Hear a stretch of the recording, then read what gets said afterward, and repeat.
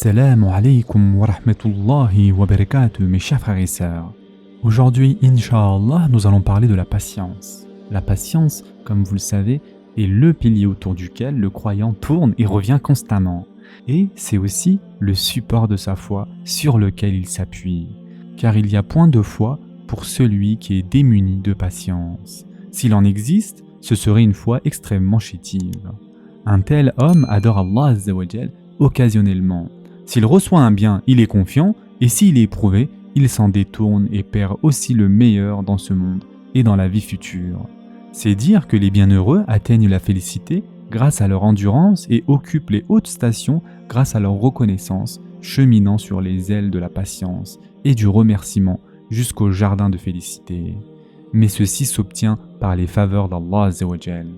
Comme la foi comporte deux parts, une moitié faite de patience et une moitié faite de reconnaissance, il sied à celui qui a prodigué des conseils à son âme, à désirer son salut et chercher son bonheur, de ne pas négliger ces deux fondements et d'engager son cheminement au milieu de ces deux voies jusqu'au jour de la résurrection.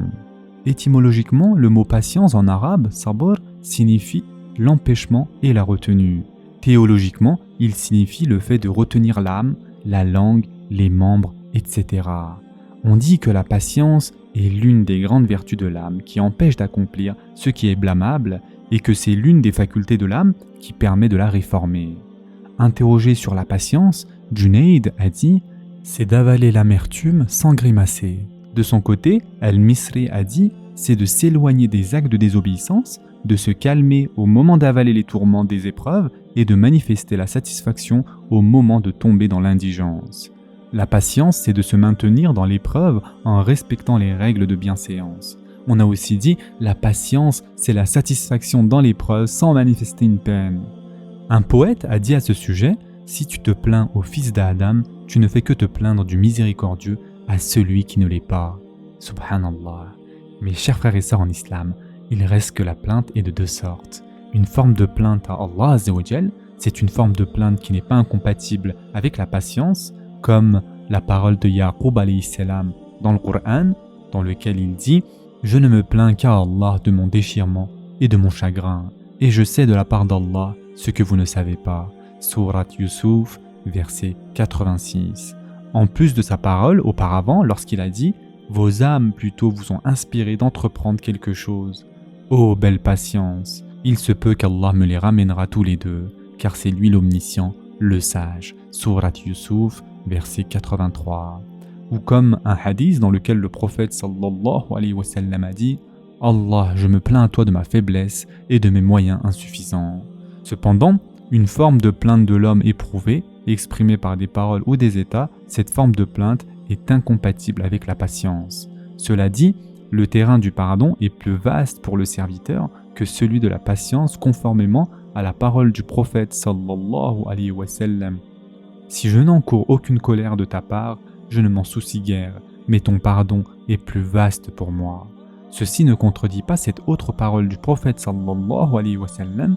Aucun serviteur ne reçoit meilleur et plus grand don que la patience, car ceci porte sur la période suivant l'épreuve.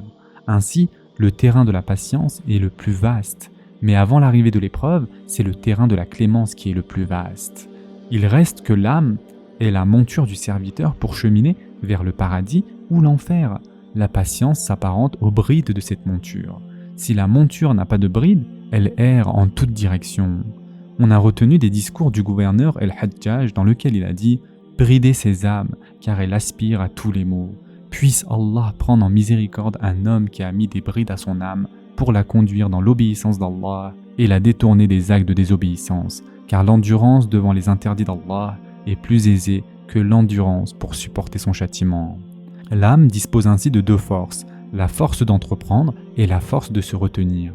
Or, la réalité de la patience, c'est d'investir la force d'entreprendre dans ce qui est bénéfique et la force de se retenir dans ce qui est nuisible. Car parmi les hommes, il y a celui qui supporte l'endurance de prier toute la nuit et de jeûner fréquemment, mais ne supporte pas de retenir un regard illicite. Il y a aussi celui qui supporte avec endurance de regarder et faire attention aux formes et aux images, mais ne supporte pas l'obligation d'ordonner le bien et d'interdire le mal ou de s'engager dans le djihad.